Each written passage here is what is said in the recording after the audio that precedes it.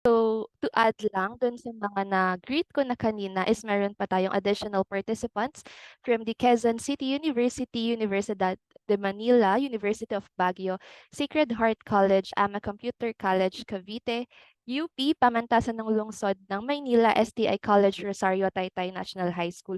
So, makikita po natin na from various regions, so nationwide talaga yung mga attendees natin today, so not just from the Calabarzon region. And we are very grateful po to have you this morning. So to also extend her message to our participants this morning, let us now watch this recorded video of the Regional Director of the ICT Regions 4A and 4B, Director Cheryl C. Ortega. Good day, everyone. I'm extending my greetings to our dear participants, to my DICT Region 4A and provincial colleagues and organizers of this event, our cybersecurity team. Today's digital era has indeed introduced us to an environment where most of us have been involved in social interactions and have the ability to affect and influence each other by simply being online. The connections in cyberspace through the use of digital media has paved a way for the unhampered personal or professional businesses to take place even and most especially when we became enclosed in a setting with physical prohibitions caused by the pandemic. Cybersecurity has then become an important topic that everyone needs to be aware of. The relevant cybersecurity awareness is now more significant than ever due to the rise in cyber attacks and data breaches. Awareness remains being our first line of defense, as mass awareness means people are more likely to adhere to safety measures, hence reducing the risk of cyber attacks. Understanding potential cyber dangers and the steps necessary to protect one's digital assets have become the weapon in making the vulnerable cybersecurity element the people to become equipped and stronger. As it has become evident that the current digital age has established the growing dependencies on information and communications technology, which has likewise drastically altered the way we live. The accessibility of things with the touch of our fingertips also comes with equivalent fears that might leave us or the people close to us at stake and susceptible to the threats from hackers and predators online. And given the scenario at hand, we have found it vital to conduct awareness program of this kind to increase the Filipinos' cognizance of cybercrimes and threats associated with the internet. It is with positivity that through the conduct of these advocacies, we will be able to reach out to more and more individuals, thus making everyone informed and cyber safe. Finally, the crucial spreading of knowledge about cybersecurity may help ensure that everyone lives in a safe and secure digital environment. Because it is true what Tara Wheeler has said. Security is a public good. You don't get as much of it if you try to only protect yourself. As you do it, your work to protect the whole community and others do the same. Thank you, everyone, and good day. Okay, so from the words of our regional director, Cheryl Ortega, the ever growing threat of cyber attacks reminds us that protecting our digital assets is not merely one's responsibility, but a collective duty. And that likewise highlight the importance of our session today. So before I formally introduce our esteemed speaker, let me request everyone for a quick photo opportunity. And again, this is a reminder that the photos to be taken now will be shared in our official Facebook page of the DICT Region 4A Calabarzon. So if you don't allow us to share your photos, so you may remain not opening your cameras. So again, requesting everyone po to please open their camera if they allow us to share their photos in our official Facebook pages.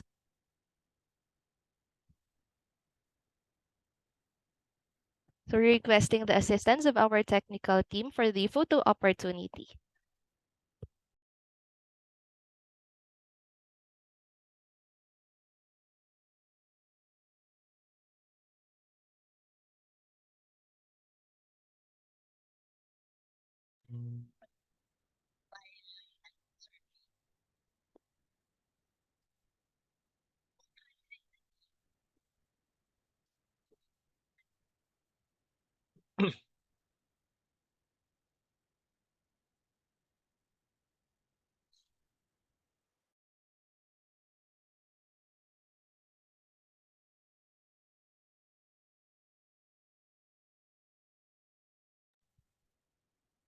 All right, so captured na po ang ating brightest smiles this morning.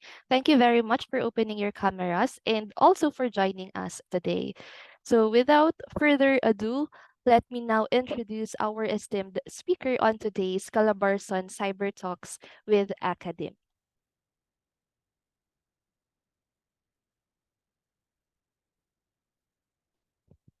He is a seasoned IT professional, holds a Microsoft certified designation, showcasing his mastery of Microsoft technologies. He is also cloud certified, reflecting his expertise in harnessing the power of cloud computing for seamless business operations. His Cisco certification underscores his proficiency in network administration, a vital pillar of any modern IT infrastructure. Additionally, his ITIL V4 certification highlights his commitment to best practices in IT service management. With an impressive 13 years of experience in IT administration and infrastructure, he has honed his skills to perfection. His proficiency extends across network administration, cloud computing, system integration, and cybersecurity. He is not just a technically savvy, he is a visionary leader who has successfully spearheaded various IT projects, demonstrating his capacity to turn ideas into reality. He is also a dedicated advocate for digital empowerment and community engagement. His strong leadership and mentoring abilities have not only driven technological advancements, but also uplifted his colleagues and peers. As a continuous learner, he stays at the forefront of tech trends and best practices, ensuring that he remains a valuable asset in the ever evolving landscape of information technology. So everyone, we are very honored to have our resource speaker this morning, the EPLDT cybersecurity evangelist, Mr. Reynaldo Suarez Jr. Hello sir, good morning po. Hi, good morning. Good morning, everyone. Good morning sa 192. Currently, 192 yung participant natin for this session. So, allow me to share my screen lang po muna. Um,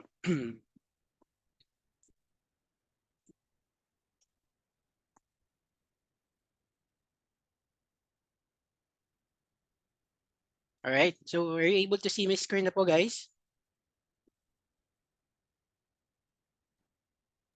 Yes po sir.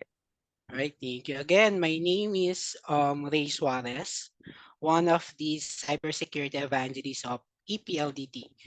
But prior joining po kay PLDT, I also connected na din dati sa previous live ko on a different industry like banking, manufacturing, hospitality like casino, service provider. And now I moved to telco industry na, which is the EPLDT po. So let me share my screen lang into presentation mode. Just give me a minute.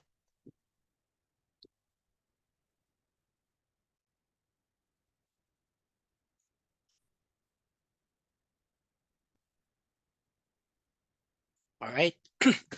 So again, I want to say thank you muna to the ICT Calabarzon for having me to discuss a cybersecurity awareness for the academe. So my presentation title is the Human Firewall. We all know that the cybersecurity landscape today is paiba-iba na siya. So yung mga cyber criminal natin is highly sophisticated, highly organized, and highly Hello more. sir. Yep. Excuse lang sir, yung sa sharing lang po, ang nakikita po namin is yung sa presenter's view po. All right. Sorry.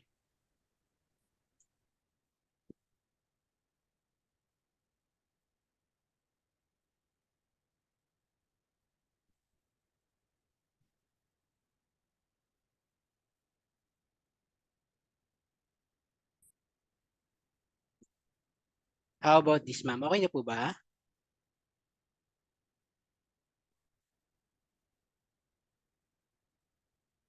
Hello?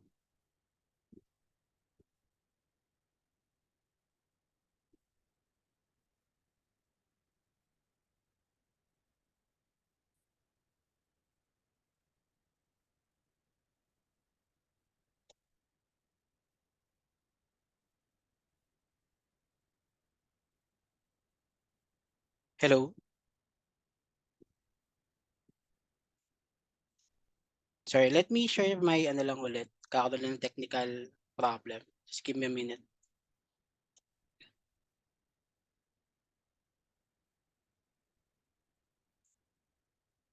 How about now po? Ayan, sir. Okay na po. Alright, again, Opo, thank thank you, you. sir. Alright, so I want to set the tone lang for this webinar session. So I usually start my presentation with a quote. So this quote is coming from Robert Mueller, and he said that there are only two types of companies.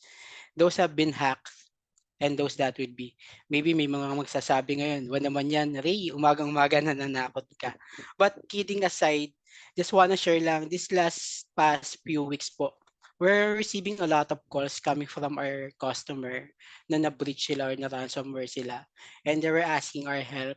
So this quote by Robert Mueller perfectly fit on the current cybersecurity landscape po today, that it's no longer a question if your organization will be breached or how our organization will be breached or attacked. It's only a matter of when. So ang tanungan na lang po ngayon, kapag nangyari po ba yon sa atin, sa mga company that we are related or sa educational institution that you belong, are we ready to respond and recover? All right. And this slide presenting lang a study coming from a 1,200 organization worldwide. This is irregardless from banking industry, telecommunication industry, educational institution. And this revealed that yung cybersecurity po daw today is more riskier, more complex, and costlier to manage. So I will not drill down to everything. So I'll just pick some. So I begin with number one, everything goes digital. The pandemic has fundamentally changed our way of life po. So on how we conduct our everyday tasks such as buying our essential, settling our financial obligations, adapting to a remote education, and even seeking medical consultation po. Lahat po ngayon digital na. And just wanna share lang, yung parents ko po is, yung mother ko is 68 years old, 70 years old, and my father is 68 years old. And they are both heavily user po ng Facebook, YouTube, ng mga online shopping like Lazada and Shopee. So one time nagkaroon siya ng Lazada account. So purchase siya, nakita niya yung mystery box. So mystery box nakita niya. So ang amount nun is 200 pesos ata. So nakikita niya kasi daw na yung 200 pesos mo pwede kang makakuha ng 10,000, ng cellphone, ng other gadget. So dumating na yung mystery box na yun sa bahay namin, and nakakalungkot lang na nalungkot siya kasi ang dumating sa kanya is stud ng cellphone. So we can buy it at I think 35 pesos. So just sharing that experience dun sa mga household or mga family natin. We might need to share with them na digitalization has a good benefit to all of us. But it opened a lot of attack surface. So since digital na sila, digital na tayo, hindi natin alam kung yung binibili ba natin online, scam ba to? Or niloloko lang ba tayo? Kaya tayo sa sarili natin, kailangan natin i-extend yung knowledge natin to our family, to our mother, to our parents. So ako, tinuruan ko siya, ito kasi yan tayo, meron yung review, kailangan mong basahin yung reviews. Dito makikita mo kung okay ba yung mga bumili dito, kumuha ng mystery box na yan. Kailan ko lang nga nakita may gano'n pala mystery box.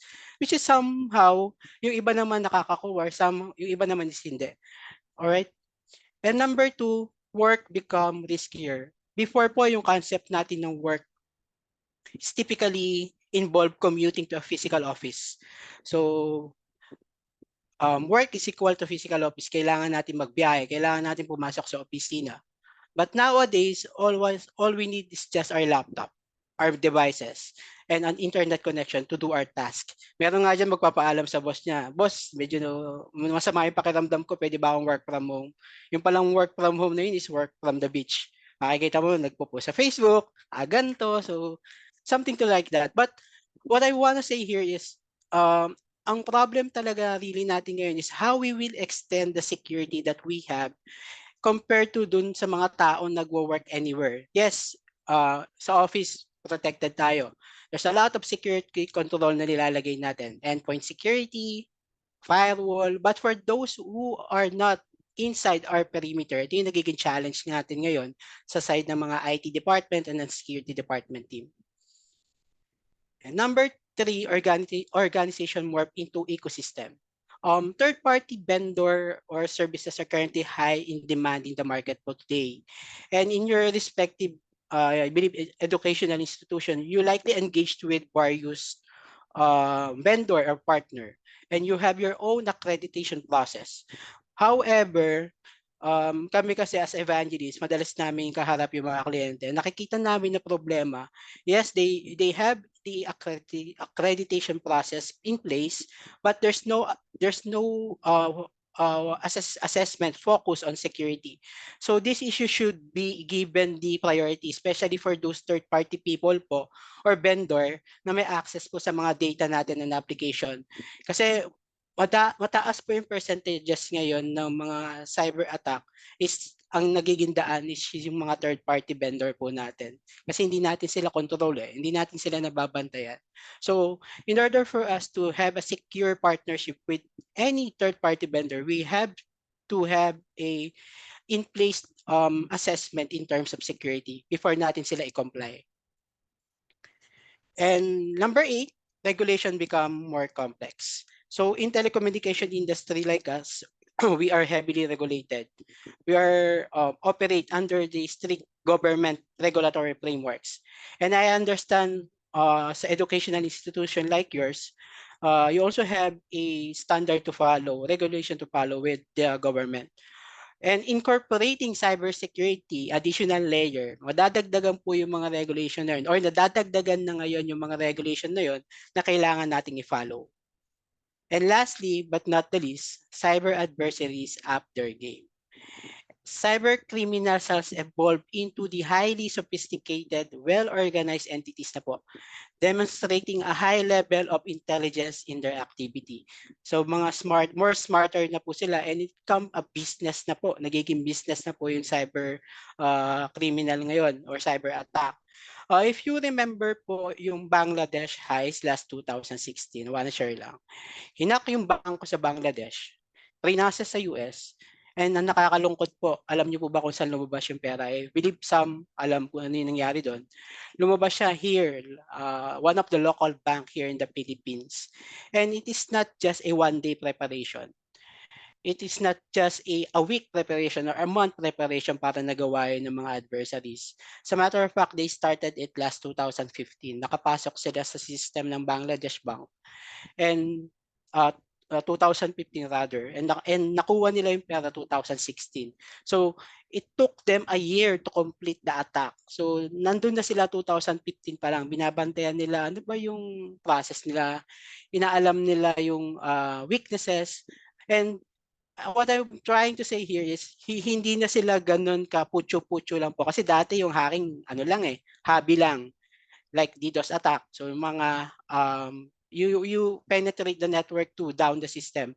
But ngayon is nagiging ano na po siya, theft or pagnanakaw or fraud or panloloko po. Alright? And there's a lot of malicious method that being used ng mga cyber criminal nowadays. So these 8 we will tackle it or each of it. So number 1, distributed denial of service, the DDoS attack. DDoS stands for distributed denial of service, and it's a type of cyber attack that aims to make computer system, network, or website unavailable to its intended users. So from a high level po, think of it po sa isang kalsada. Pag masyadong madami yung volume ng sasakyan and hindi natin alam na meron palang aksidente ahead of us. So yung traffic na kayang i-accumulate ng sasakyan na yon is nababawasan. Parang sa isang MRT, sino po ba sumasakay ng MRT dito? So siguro marami sa atin. Kung sa MRT, isang bagon lang yung gumagana, yung volume ng tao ay hindi kakayanin isakay lahat ng mga pasahero. And worst comes to work, magsha-shutdown yung bagon na yon na natitirang isang bagon. So meaning mawawalan ng service. So in technically, yung denial of service is something na ikakat niya yung service na pinoprovide mo to your end user. For this example, yung attacker uses a zombie. Ito po is botnet. Botnet comes from combining the word of robot and network po. Botnet are entire network of computers controlled and instructed to do bunch of things. So for this example po, ang ginagawa niya, nagpapadala ng request, ina-access niya yung web server ng targeted nila. And yung web server na yun, kaya lang i-accommodate na bandwidth. For example, kaya lang niya is 100 user, 50 user. And yung botnet na yan, it's thousands of robot. So, if lahat ng yan is nag-connect dun sa web server na yun, ang tendency bumagal and worst comes to worst, mag-down yung network. And yung mga legitimate user na magko-connect, hindi na sila makaka-connect. So, this one is some kind of type of denial of service po na tinatawag. Alright? Number 2 naman is man-in-the-middle attack. A man-in-the-middle attack is a type of cyber attack where an attacker intercepts communication between two parties without their knowledge or consent. So in real life scenario, sino po dito yung nagko-commute? Ako po, I used to commute. I actually from Tanay, Rizal. So taga Tanay po ako. Siguro yung mga taga Antipolo dyan, alam yung layo ng Tanay. And nagbabiyahe po ako from Tanay to Makati. Makati to Tanay. Daily po yon. So madalas po ako magbiyahe ng mga unang work ko po, nung nagwo-work po ako sa Makati. And kadalasan po is ako po is madalas siksikan sa van, nakaganyan po tayo. And hindi ko po may iwasan na tumingin dun sa mga taong nagse-cellphone. So ano po ako diyan, guilty po ako na mahilig din makimarites. So nakikita ko kaagad yung messages bago pa niya ipadala dun sa sa kausap niya. May one time nga po nakita ko diyan nagpapaalam mag-gimmick. So yung haba ng biyahe na meron ako, it's almost took me 2 hours. Lahat ng information na nakikita ko dun sa katabi ko is nauuna ko pa mabasa kaysa dun sa kausap niya. This is something like a man in the middle attack po. So technically para siyang ganito po. Sino sa atin yung mahilig mag-connect sa mga free wifi sa coffee shop? Madami po, most likely madami. Doon na sila nagtatrabaho kadalasan. Kasi nga, we can work anywhere na ngayon. And si user, nag-connect siya sa wifi, sa coffee shop, free wifi, yung network name, free wifi. And ang ina-access niya dun sa free wifi na yon, you are using free wifi is yung online banking niya, yung social media niya, yung emails niya. And apparently po, yung man in the middle attack, gagawa po yan ng way para sa kanya ka mag-connect. Anong gagawin niya? Magse-set up siya ng sarili niyang SSID using the same network name na ginagamit do sa coffee shop na yon. And kapag ina-access niyo yung mga banking information na or online banking niya, email niya, social media, lahat ng po yun na nai-scrub or nai-scan na ng attacker. So lahat ng mga information na nakikita niya is nakikita na po ng mga attacker. So ganun po kadelikado ang pag-connect sa mga free wifi. So I recommend if you don't have choice to connect to a free wifi, better to use a VPN. So something na para ma-encrypt yung traffic mo using their network po. This is just a sample of man in the middle attack. It calls Wi-Fi eavesdropping po. There's a lot of man in the middle attack type like DNS spoofing, email hijacking, IP spoofing. So this is just a common and napaka-effective po ngayon na nakikita namin sa industry natin ngayon po. Ransomware. I believe we are familiar with ransomware. Alam naman natin nangyari to one of our local government here in the Philippines na ransomware sila. And ano ba yung ransomware? Ransomware is a type of malicious software type of malware that encrypts a victim files or entire computer system, rendering them to be inaccessible. So yung ipapakita ko po ngayon na scenario, this is a real life scenario po na isang company or isang organization na lumapit sa amin na na-ransomware sila. I wanna show lang how it goes, I wanna show lang paano ba nangyari na na-ransomware, paano ba 'to ginagawa ng mga attacker. So here it is po. Si attacker sent a phishing email with malicious attachment on the victim. So yung malicious email na yon pinadala niya to one end user. Si end user naman po, victims open the email and execute the malicious attachment, making the device infected. So yung email na pinadala looks like legitimate. Inopen yung attachment may laman na malware, and yung malware na infect na yung device na gamit niya. Currently, nagiging problem natin ngayon, kahit isa lang po ang may infect na workstation or laptop sa area natin, it can compromise other devices po to distribute yung infection na nangyari or infected malware. So lahat ng mga devices dito na infect na niya was able to do lateral movement and in-encrypt na po yung data. So ganun kabilis, and lastly, yung attacker demands a ransom for decryptor or key to decrypt the file. Nakita namin kasi we have an access to dark web. Nakita namin yung kliyente na to, yung mga accounts, mga PIIs, personally identifiable information, is binebenta na po sa dark web. So if you're asking me po kung kailangan ba magbayad ng ransom, we just need to strike the balance. But for me personally, as a cybersecurity practitioner po, I don't recommend you to buy to pay the ransomware. You don't have any assurance na bibigay nila yung key, kasi ang mga cyber criminal uunti-untiin kanya hanggang maubos ka. Alright? And ransomware is just only a one type of malware. There's a lot of malware po na presence po sa wild ngayon. Actually, last 2022 po yung data na to, there's a 62 million malware detection and 677,000 average daily volume. And yung mga malware po na yan is para po yung corona, may mga variant which is now almost 17,000, and 18% of those are mobile malware po. So ganun kadami yung mga malware, and we want to insist or reiterate na kailangan po natin maging aware to every attachment na ino-open natin sa email, every links na pinipindot natin sa mga messages. So, and we go to identity theft. So there's a lot of type of identity theft po.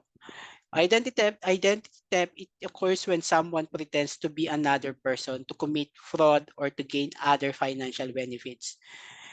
These are the types of identity theft. So number one is synthetic identity theft. This step is when a person creates a fake identity and looks real by mixing some real information with fake information. Familiar po ba kayo sa Recto University? So sa Recto University kasi kaya mo maging doctor in just a minute. Kaya mo maging piloto in just a 5 minutes time lang. So ang ginagawa ng mga attacker, naggagawa sila ng fake account na hindi sila. So magko-combine sila ng names, addresses, education, and kadalasan po ginagamit nila yon by borrowing small amount to a credit card, to a loan, and then babayaran naman po nila small amount lang. And then syempre sasabihin ng mga bangko, ito legitimate to. Sasabihin ng mga nagpa-loan sa kanila, ito okay to. Kasi small amount lang. And then the next time na mag-loan sila, may record na silang maganda, ang gagawin nila, they will loan a big amount na. So this is something like an example of synthetic identity theft po. Number 2 is medical identity theft. Medical identity theft obtain medical services, so prescription medication or file insurance claims under your identity. Number 3 is financial identity theft. Ito po, napaka-common kanina, like the phishing. Kadalasan through phishing po yung ginagawa para makuha yung mga information natin. Number 4 is business or commercial business or commercial. Instead of an individual, ang target po ng mga fraudster natin is the company. They may use deceptive tactics to get access to the business information like your name, tax, identification number, or credit profile. And if they can use it po, kung hindi nila magamit to sa pagkuha ng benefits nyo, yung mga information po na kukuha sa atin is it actually can be sold po sa dark web. Just wanna explain, ano ba yung dark web? Kasi yung internet po natin divided into 3 po yan, layer. May surface web, deep web, and dark web. Yung deep web, yung surface web po, the surface web refers po dun sa portion ng internet na readily accessible to us like Google, Bing, Yahoo. So it consists of website and web pages. Deep web naman, deep web encompasses all the web pages and content that are indexed by search engine, that not indexed by a search engine. This include yung mga website na password protected, na kailangan mong mag-subscribe para ma-access mo, or it is technically content behind paywalls po siya. And lastly po, yung dark web. Yung dark web naman po, dark web is a small and hidden portion po ng deep web. So this intentionally concealed and can only be accessed using special software like TOR, the Onion Router po. Yung dark web po, dito po nangyayaring bentahan ng mga illegal na transaction like bentahan ng droga, bentahan ng compromised account, or even dito po nagkakaroon yung mga whistleblower, dyan po nangyayari yan. If you're asking me po, legal po ba i-access yung dark web? So the dark web is, there's no violation accessing the dark web. Such as kung accessin mo siya is walang violation doon. Ang problem po if you are individual na may transaction illegally on the dark web. Yun po yung nagiging bawal na. So dark web is not illegal itself. So, but if it's important to note that engaging in illegal activities while using it is against the law and can have serious consequences po. Scammers. So, familiar naman po tayo sa mga scammers. Sino po ba dito yung mga na-scam na? Scam ng pag-ibig na pinangakauan na ibibigay ang langit at lupa. Pero hindi mabigay ang buwan at araw kasi naibigay na po sa iba. So, scammers, what is one common example of scammers po is SMS scam. So, yung mga SMS scams po ngayon are evolving. They have the purpose of getting personal information or stealing money when you click the malicious link in the text messages. So, our advice po, do not reply to the text message from unknown sender, the usual. Never call a phone number from unknown sender. Verify the link before clicking. Restrict the sender using your phone blocking feature. So this is the basic recommendation that I can recommend with you, and you can share it to your relatives na ito, totoo yung scam, totoo yan. So ang kailangan lang po natin ngayon is to protect ourselves, make our defenses more stronger po. And lagi po natin nakikita, think before you click. And ito po yung example. So sender is unknown, compelling reason, so attention-grabbing offers, and it includes malicious links. So wag po tayong, iwasan po natin maging maribik. Maribik stands for ano po, mare, wag kang pabiktim. We go naman po to spam and phishing emails. Spam and phishing emails. Ano po yung different shade ng spam and phishing emails? So let's go to know them better po. And phishing email, ang target po ng phishing email, it's sent to a specific individual or group.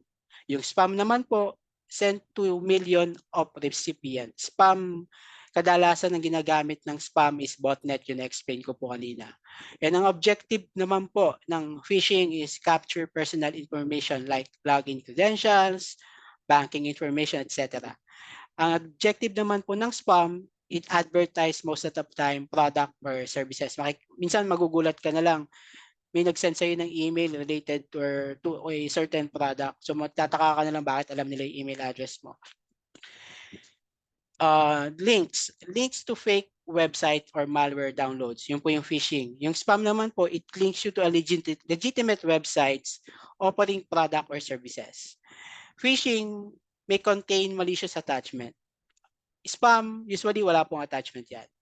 Yung phishing naman, it's time-bound and the spam does not require immediate action.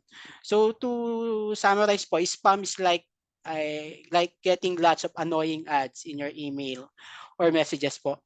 It's usually trying to sell you something or promote a product or services you didn't ask for. Yung phishing naman po, on the other hand, is like someone pretending to be your bank or a trusted company and tricking you into giving them personal information like password, credit card details, and making you believe something urgent or important to happen. So, wag po tayo maniniwala dun sa mga phishing email kasi masyado na pong magagaling yung mga attacker natin ngayon.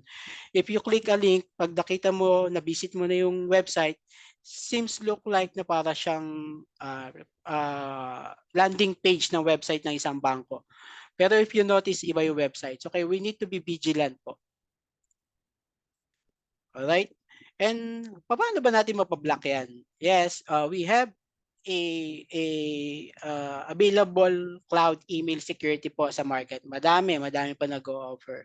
It will block the malware, it enforces company policies, anti-spamming, and you can block yung mga malicious source po. But anything than that po, kasi yung mga attacker nga po na-exfiltrate na po nila, napapasok na po nila yung mga technology ngayon. More than the technology po, we cannot discount the importance of human factor. So we need to continue stay vigilant.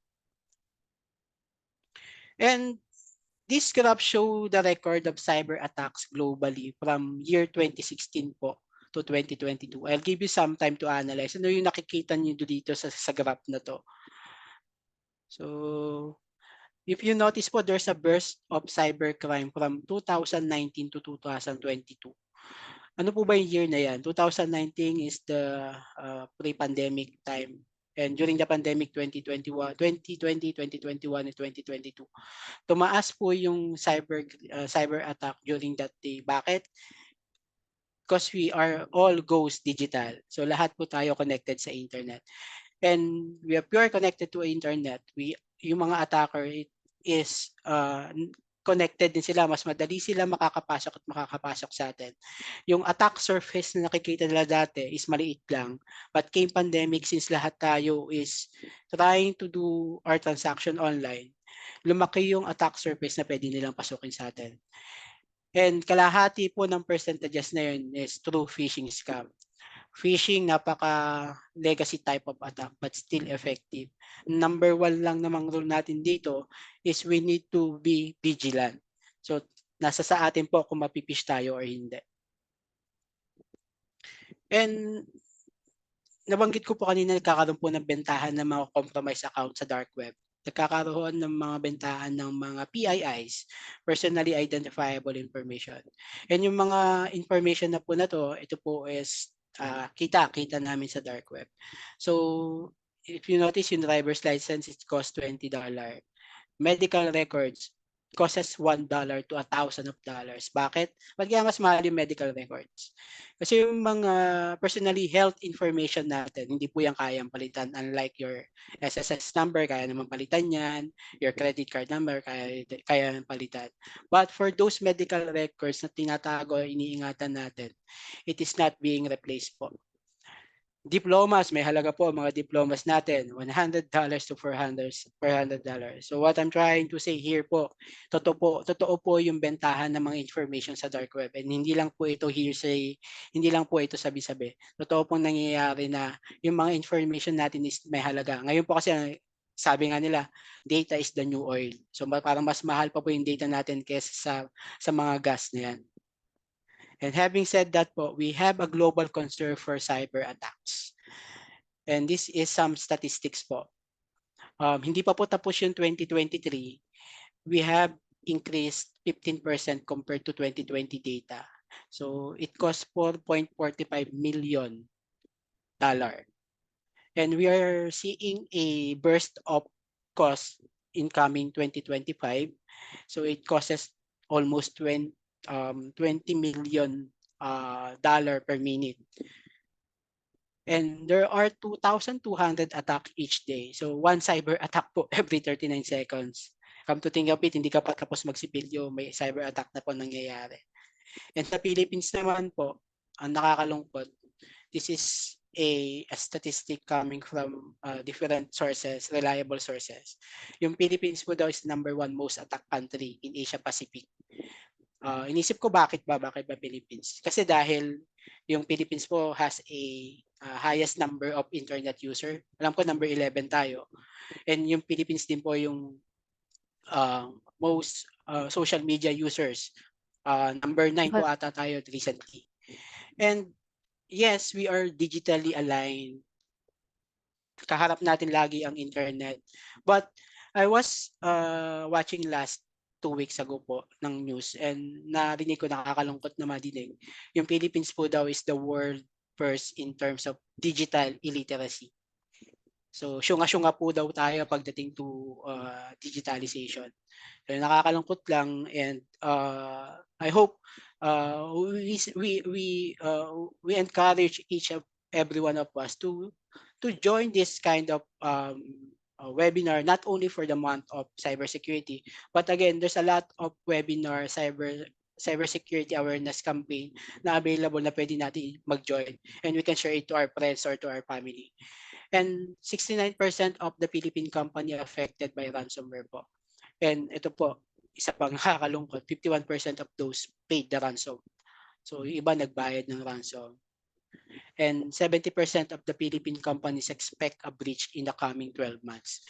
Good thing lang sa graph na to, ayun, 70% po daw ng Philippine company ni-expect nila na mabibreach sila. So meaning, hindi na sila ganun ka-complacent. Na-expect nila na pwedeng mangyari yung breach sa kanila. And ngayon, ang pinaghahandaan nila on how they recover and response immediately. Isa pa pong concern globally is hindi na po natin ganun kailangan maging highly technical to create a cybercrime. So sa underground po, nagkakaroon na po ng bentahan ngayon ng mga services, tool na ginagamit for attacking, like ransomware toolkit, DDoS short duration, cloud service account, credit card. So ito mga kit po ito na ginagamit na readily available para po gumawa ng cybercrime. Nakakatakot lang, nakakalungkot isipin na itong mga kit na to is may mga bumibili para gawin or to attack someone's company and someone institution. And the breaches is not only happening to big enterprises po. Even po sa mga educational institution. A lot of breaches happen in educational institution like United States such as University of Kentucky, University of California, resulting into exposure of thousands of individual PIIs. And dito po sa atin sa Philippines, hindi po siya limited lang po sa ibang bansa. Nagkaroon din po ng breach sa Philippines last 2020. And it has also taken place here po sa mga kilalang educational institution. With this is highly available po online. So this research is you can check it online po para ma-verify. And these are some schools po. Hopefully yung schools natin wala dyan, but these are some schools na listed na nagkaroon ng breach during that 2020 time. So lahat ito na-attack last June 2020. Kasi nga online schooling po, nag-start na po tayo ng online schooling during pandemic. So for some reason, because of online education that time, highly visible or highly connected tayo sa internet. So these are some schools na na-breach yung mga websites nila and mga PIIs nila nakuha. I wanna get one example lang siguro muna, and I wanted to reiterate kung ano yung nangyari. Like for example, Far Eastern University. Yung pangalan ng cybercriminal is Pinoy Grey Hats. And yung na-compromise na website is yung website ng kanilang school. So, ang nangyari po doon, napasok sila, and ano po ba yung dapat meron sila para po hindi nangyari yung attack na yun? It's actually, ano po, released by FPU. So, this is also available online. You can check it for verification. And we did some due diligence. Ano ba dapat yung at least meron yung website nila para to avoid that attack happen. So, at least meron man lang sanang web application firewall. So WAF kung tawagan. Yung WAF po is ginagamit to prevent website attack. It protect up to application layer. And BAPT. So, siguro yung mga IT personnel dito sa schools familiar po sa BAPT. So, yung BAPT po, think of it na isang activity na ginagawa natin to check yung bahay natin. So, like for example, i-check natin yung bahay natin kung may butas bang bintana, may butas ba na bubong, may bukas ba na bintana, and tatry natin kung makakapasok tayo. This is something like BAPT activity po. So, magkakandak tayo ng thorough assessment, vulnerability assessment ng mga gapses, mga loopholes dun sa infrastructure na meron tayo. Right? So, some cybersecurity tips sir, that I can share na might help po sa atin, basically. Essential security measures that we must follow. Number 1, check for device updates. Ito napakasimple, pero yung iba ayaw mag-update. Kasi for example, yung phone mo, may update na available. Ayaw mag-update kasi bumabagal. Hindi po ganun yun. Kaya po nagkakaroon ng update yung mga devices natin is most of the time, fixed po yun sa mga vulnerabilities present po sa mga devices na ginagamit natin. So wag nating isipin na napag-update tayo is babagal tayo. Isipin mo, pag hindi ako nag-update, hindi ka secure. Number 2, don't go to websites from link or pop-ups. Ito, madaming mga pop-ups na lumalabas sa mga laptop natin, sa mga devices natin. Immediately block those pop-ups po. So, there's a setting naman po sa phone, sa mga laptops natin na you can easily block those pop-ups na nakikita natin. Enable banking alerts. So, some banks, credit card companies have available notification na po per transaction. Aside dito, available naman yung mga 2FA. Kailangan po natin ng multi-factor authentication. At least, makuha man yung accounts natin, meron pa tayong additional layer of security. Yung sa akin, pagka nag-alert, alam ko digit. Ang tawag doon, ang tinatanong ko kaagad yung asawa ko. Tawag doon, legitimate scam. So, yung asawa ko na yung gumamit, most likely. Never shop online when on public Wi-Fi. Ito na nabigay ko na example kanina. Make sure the site uses HTTPS. So, let me disconnect lang. I'll share something to share po sa inyo. Paano ba natin makikita na safe yung website na binibisit natin? We're using the valid certificate. Give me a second. Hold on.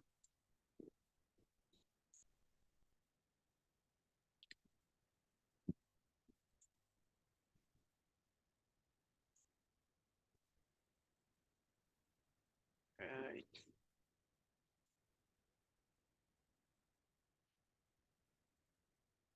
Right. Kita na po yung isang screen ko. Hello? Hello, sir. Alin po ba yun? Yung sa Ito po. CERT po? Yes. Okay po. Alright. So, for you to check po, marami pong available na websites na nagche-check po ng mga security kung safe po ba yung website na binibisit natin.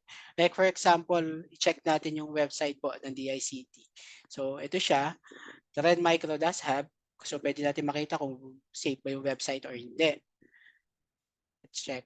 Sorry, just need to load it. Yeah, safe siya. So the latest tests indicate that this URL contains no malicious software, shows no signs of phishing. Sites is about the government including law or policy. So very good po si DICT doon. Napaka-safe po ng website nila. At the same time, we can check din po yung mga certificate na ginagamit. So click lang po natin yung icon na to for us to check yung certificate. Ito, certificate is valid. So valid pa po siya up to next year, 2024. Yung certificate na po na to is ginagamit for us to have a secure connectivity, encrypted connectivity to the website po na binibisit natin. Right? And a lot of available tool online na pwede nating i-check yung kung clean ba yung website na ginagamit natin. Like for example, may isa pa, Virus Total, you can search it, save it na po to your favorites. You can check it here, saying na zero detection, so meaning clean. So you can validate all those sites na binibisit natin. Baka kasi yung site na yon is harmful na to us. Right? So I'll share my screen again, the other one.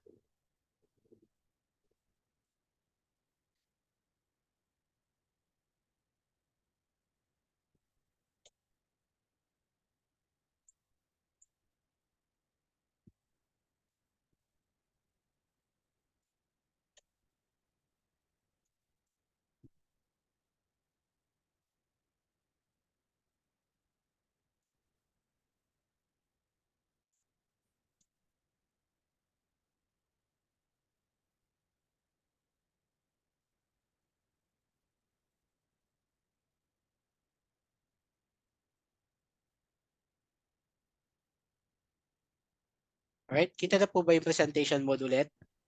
Naka-presenter's view po ulit, sir. Alright.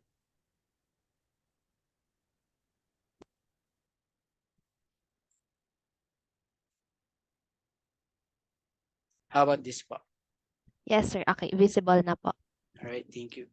Again, there's a lot of available tool naman po in the on the internet na pwede natin i-check kung yung website na binibisit natin is clean or walang mark of phishing or mark of bad content. And lastly, be on high alert on brand impersonation, emails and texts. So there was a 397 increase in typo squatting domains where hacker registered domains with deliberately misspelled names of well-known websites. Meaning, like for example, ina-access natin yung Google na mali tayo ng type. Nagawa natin tatlo yung O. So yung mga attacker ginagamit nila yun na butas. So nire-register nila yung maling domain na yun. And hindi mo napapansin na na-access mo pala is mali ng websites. My advice to here is it is important to save your favorites po. So napakahalaga po na mag-save tayo ng favorites, not just to be ano po na magta-type pa tayo, baka mamali tayo ng type. So favorites is important po. So taking action, what can education institution can do po? So number one, you need to develop a comprehensive cybersecurity strategy. So you need to create a thorough plan that encompasses all aspects of cybersecurity. This strategy should cover prevention, detection, and response, measure to safeguard against digital threats effectively. Number two is implement technical control. But before you can implement technical control po, kailangan po natin malaman ano ba yung mga assets na nagraran po sa schools natin. Yung mga assets na to kasi, ang napakahalaga po is inventory, asset inventory. Visibility is a must. So you cannot protect what you didn't know. Number three is board engagement. Cyber attacks can have severe financial and reputational consequences for organization. So dapat po lagi involve yung board natin. Board needs to be understand the risk and make informed decision about cybersecurity investment. Again, we might recover on the financial losses, operational losses, but the problem is the reputational damage that we can cause pag po na-breach or na-hack tayo. And lastly, prioritize cybersecurity education and awareness. Ito po napakahalaga. Awareness is a must. Yung mga awareness na ginagawa ng DICT ngayon, kailangan po natin itong i-appreciate. Kasi ito nakakatulong sa atin to reiterate lahat ng mga pwede natin maging defenses doon sa mga cyber criminal. Sabi nga po nila, the weakest link in cyber kill chain po daw is the employee. Tama po ba? But I actually beg to disagree to that. Kung properly trained and properly aware sila, yung mga employee po natin could be an added forces po for our defenses. And this is the framework that you might also consider then na i-pattern yung ginagawa nyong on how you operationalize cybersecurity on your educational institution. So yung right side po, preventive, detective. Dito po ako naglalaro dati. Meaning ito lang yung alam ko na security. Kasi I've been in IP networking, systems administrator. So akala ko pag nagpa-patch ako okay na. Akala ko pag may firewall ako okay na. Kapag may endpoint security ako okay na. This part of this framework is a reactive approach, which is but still good pa din naman po. But kami sa PLDT, we're trying to move the needle going to this reactive approach to predictive and responsive approach. So even before pa po makatapak yung mga cyber criminal to our organization, nalalaman na po natin na nagkakagawa na tayo kaagad ng blocking for them to hindi na makapasok.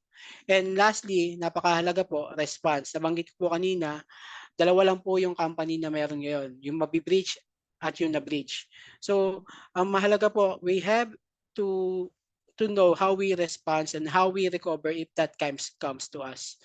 And lastly, adaptive security. Adaptive security. The use of AI, machine learning is, ito po currently binibuild namin yung skill set namin pagdating to adaptive security po. Using AI, machine learning. Kasi AI has a lot of benefits. So, madami mabibigay na tuloy yung artificial intelligence po. But the problem is that pwede din po siyang gamitin ng mga adversaries. So, nakikita namin 1 to 2 years from now, yung battlefield natin pagdating sa security, it's AI versus AI na po. Right? So, it's down to my last 2 slides na po. But before I end, I wanna share lang this. Wanted you to to scan this code. These sites po collect information from public data breaches and store the details here in searchable database po. Meaning, makikita natin dito kung yung email address ba natin is nagkaroon na ng breach or nagkaroon na ba or nakita na ba to sa dark web, mga ganon. So ako, yung nasa baba, personal email ko, na-pond na ako last 2020. Kasi user po ako ng PDF, Nitro PDF. And yung SaaS application na yun is na-compromise. So hindi ko naman po siya kasalanan kasi but I'm using SaaS application. So kaya nalaman po yung email addresses ko and na-post po online. Yung taas naman po, I'm using my domain, email, PLDT domain. Good thing, wala pa pong PON. So kayo po, I want to ask lang kung ano po yung nakikita nyo ngayon. You want to share some smiley kung green yung status or some sad face kung medyo pula yung status nakikita nyo ngayon upon checking your email address. You want to scan this code lang po and then type your email address po. So it's a valuable tool po for individual and organization to assess and take proactive measures na din. Kung yung nakikita natin ngayon is recently lang, mamaya 2023 yan. So you need to safeguard your accounts. You need to change your password, enable multi-factor authentication. So yung mga ganun po. So madami po bang na-pon na or mas madaming hindi pa naman po? Hindi ko lang nakikita yung mga reaction ngayon sa Zoom natin.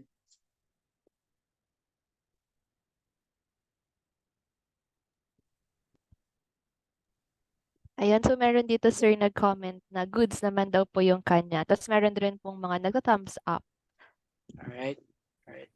So, lastly, sir, mom and sirs, I want to end my presentation by providing you this slide or this quote from my boss, Alexis Bernardino, our Chief Cybersecurity Evangelist and Customer Field CISO po ng Smart and PLDT. So, he said, in the current cybersecurity landscape, everyone is a target. So, lahat po tayo, bata, matanda, or mga parents natin, or you connected to a government Do you connected to the educational institution? Are you connected to a banking institution? Irregardless kung saan man po tayo connected, lahat po tayo is a target. So we should be vigilant, we should defend ourselves, and we should think twice before we click. Tama? Alright?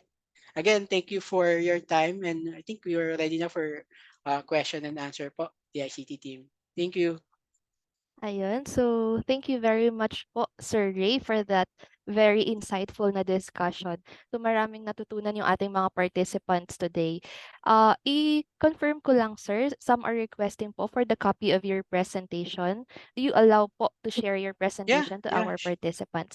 Okay, sure. so we'll be requesting na lang po PLDT team for the presentation of Sir Ray this morning, and then we'll be sharing it dun sa mga participants po natin today. So, kanina po meron akong nakita dun sa chat box na question. Though ito is na-address na rin ni Sir during his presentation about yung pag-verify ng link daw na before tayo mag-click. So, meron naman sa presentation ni Sir, napakita niya kung paano natin ma-identify na valid yung certificate, kung paano yung mga sites na magagamit natin for checking yung mga links na pupuntahan natin.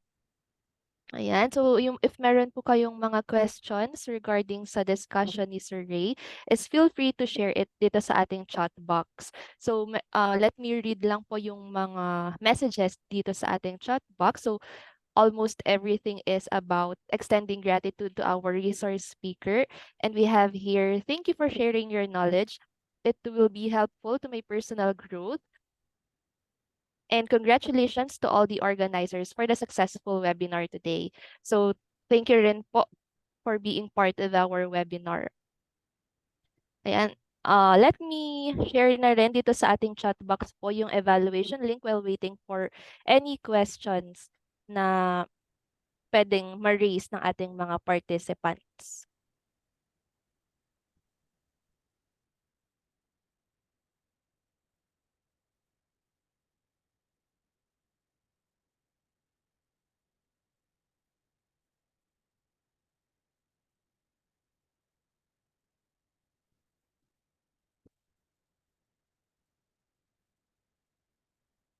A question and concern daw for another photo opportunity.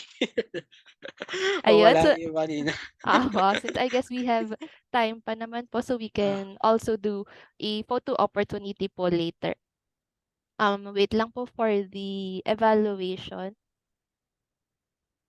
Ayan. So, dito sir, dun sa napatry nyo po kanina, what if meron po tayong mga participants na pond yung naging result po dun sa kanilang Hmm. checking? You can check naman yung details sa baba. May details yan sa baba kung kailan kayo na-pawn. So, nakalagay diyan kung ano yung naging source, kung anong type of pawn. So, most likely kung mga year 2017, 2018, 2019 yan, and during that time, up to now, hindi pa rin kayo nagpapalit ng password. So, it's same thing lang, kailangan nyo lang mag-update ng password if hindi pa enable yung 2FA nyo. So, something to that security control na kailangan nyo pong i-implement. Ayun. So, pwede nating ma-apply yung kaninang mga na-share ni Sir even in our personal na mga accounts para po ma-address yung mga concern. So, we have a question here, sir, particularly for PLDT. So, sabi dito is, does PLDT filter content or use a firewall for its customers? Actually, yes, we actually have as SMS firewall. So, as a matter of fact, we are able to block millions of malicious IPs, malicious domains na sa firewall namin, including the DNS, yung mga binibisit nyo. Like for example, yung mga child pornography. So we are still in the progress of making strong filtering pagdating dun sa web filtering namin on our client po. Okay, so it's good to hear na yung atin pong mga providers is meron pong ganong mga ways para ma-ensure po yung ating security. So, I guess is wala na pong further questions yung ating mga attendees today. So, now we'll be extending na po our appreciation to our resource speaker for this success of this webinar.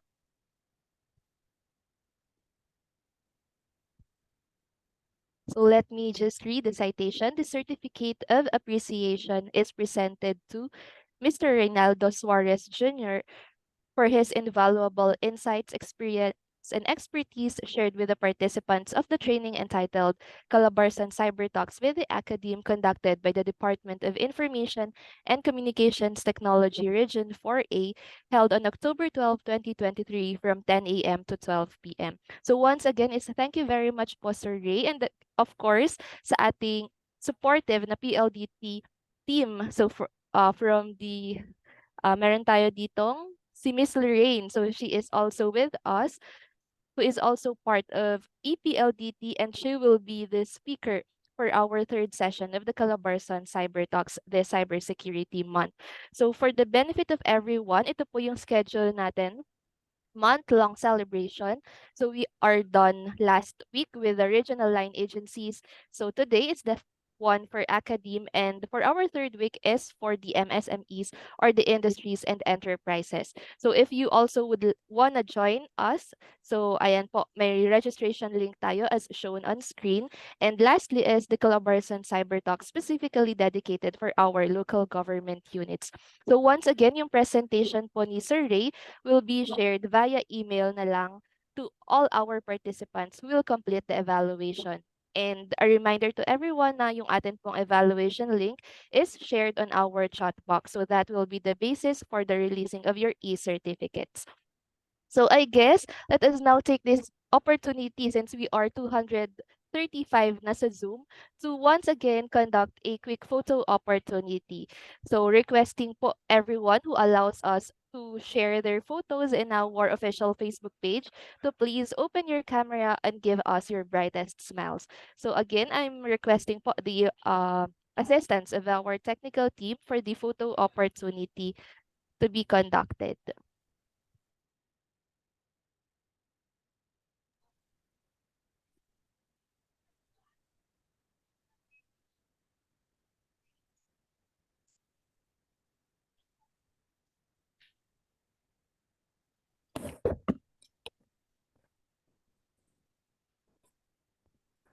Okay, for the first page, I will count to three. Ano po? Okay, 1, 2, 3, smile. Okay, for the second page. Okay, 1, 2, 3, smile.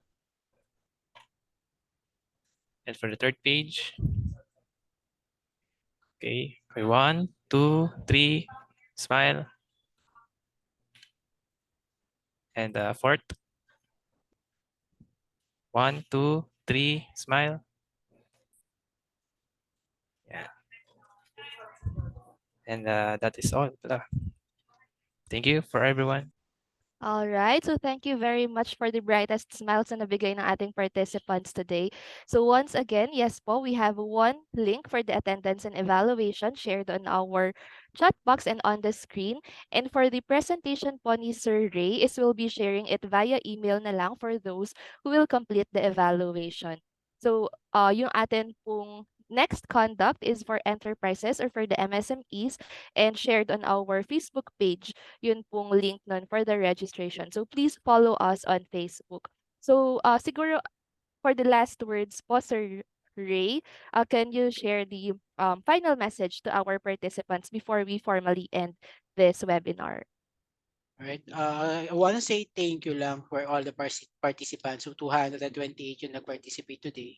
So a lot of volume. So akala ko nga konti na lang yung mag-attend. Kasi last week, di ba parang yung ibang academe nag-join na. So nahati yung volume. But so seeing the count today, so it's felt thankful po.